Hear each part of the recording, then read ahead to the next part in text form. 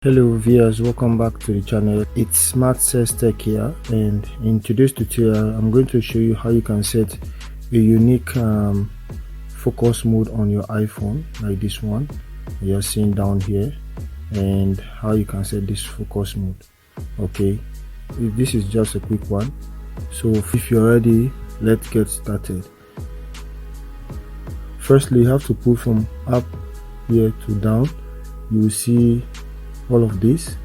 Of course, you can see I've already set focus mode already here. So you long press on this one, you will see several options coming, and down you will see focus, new focus down here. Okay, you see new focus where my finger is pointed at. So you tap on new focus and you can customize your own. Okay, so what we are going to do, we are going to customize it. The first option here, you will tap on it, and here you see your name where they said name, so you can type the first name like SmartCess. Okay, I'm using SmartCess there, so let me just use Smart. Let me use my whatever name you want to use. Okay, so let me just use Smart, and if you like you can change the color. You tap on any one of these colors. You see, as you can see, the color has already changed, and you can use any one of the logos that you are seeing here. So I will go this one, so you can play with any one of them. Okay, whatever logo that you want to use or image that you want to use, you can play with them. Okay, so let's go with this house.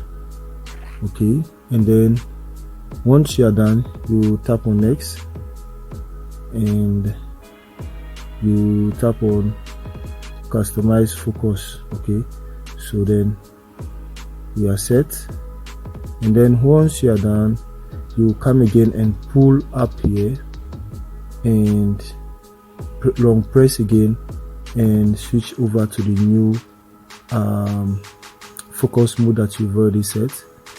This was the first one that was there, and now we have the second one, which is the Smart, and just tap on it to activate it, and here we go. You've already set your focus mode. If you close the screen,